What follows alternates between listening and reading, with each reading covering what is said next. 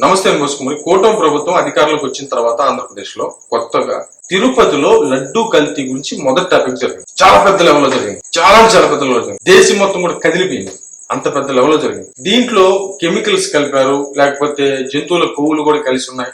దీంట్లో ఏదో తేడా జరుగుతుంది అనేటువంటి విధంగా ఆ తర్వాత డిబేట్ లో చాలా మంది షాకింగ్ విషయాలు చెప్పారు. అవి ఏంటంటే లడ్డు రుచి మారిపోయింది.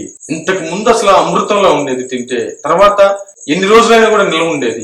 ఒక 2 రోజులు అవ్వగానే దాని మీద వైట్ గా ఏదో పేరుకుపోయినట్టు వస్తుంది, టేస్ట్ లేదు అసలు అనేటువంటి విధంగా ఎంతో మంది చెప్పారు. జగన్మోహన్ రెడ్డి గారి హయాంలో ఉన్నప్పుడే కంప్లైంట్లు ఉన్నాయి అసలు వాస్తవంగా చెప్పాలంటే. ఈ కొత్త ప్రభుత్వం వచ్చిన తర్వాత దాన్ని ల్యాబ్ లో టెస్ట్ చేసిన తర్వాత ఇవన్నీ బయటకు వచ్చాయి. కోర్టుకు వెళ్లారు. నిరూపితం కాకుండా మీరు ఎందుకు మాట్లాడతారని చెప్పేసి కోర్టు చెప్పింది. దీనికి ఒక సిబిఐ స్పెషల్ ఇన్వెస్టిగేషన్ టీం ఏర్పాటు చేసింది.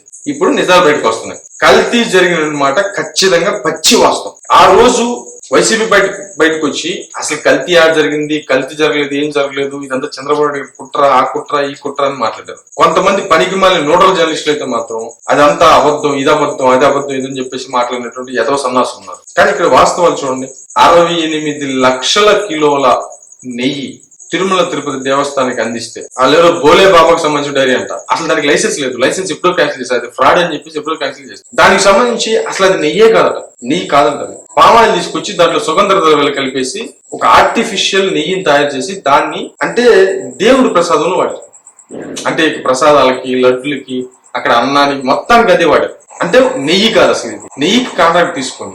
దీనికి ఏంటంటే ఈ భూమన, వైవి సుబ్బారెడ్డి ఇట్లాంటి వైసీపీకి సంబంధించిన వ్యక్తులంతా దీంట్లో ఇన్వాల్వ్ అయ్యారు అనేది ఇప్పుడు జరుగుతున్నటువంటి ప్రచారం. ఈ వైవి సుబ్బారెడ్డి ఏంటంటే ఆయన కోర్టు కూడా వెళ్ళాడు. నా బ్యాంక్ ఖాతాలు చెక్ చేయొద్దు అని చెప్పేసి కోర్టుకు వెళ్తే కోర్టు కూడా చెక్ చేయబాగనని చెబుతుందంట. ఇది ఎందుకు తెలవదు. కానీ ఎంక్వైరీ జరిగిద్దని అనుకుంటున్నారు. సిబిఐ కదా, ఖచ్చితంగా ఎంక్వైరీ చేయొచ్చు. ఏమైనా తిరుపతి లడ్డులో కల్తీ జరిగింది అనేది మాత్రం పచ్చి వాస్తవం. ఆ రోజు మాట్లాడినటువంటి కొంతమంది పనికి మాలిన మాటలు ఈ రోజు అబద్ధం అని తేలింది. ప్లస్ ఇంకోటి ఏంటంటే ఈ కల్తీ వ్యవహారంలో చిన్న చితక కల్తీ కాదు, అసలు మొత్తం కల్తీ. అసలు నెయ్యి కాదు, అది అసలు నెయ్యే కాదు. నెయ్యిని తీసుకొచ్చి దేవుడికి ఇచ్చి లడ్డుల్లో కలిపేసి దాన్ని ఇంత ఘోరమైనటువంటి పాపం చేశారు. ఇది ఎవరు చేశారు? ఇది లెక్క. తేలుతుంది, తేలుతుంది, తేలబోతోంది.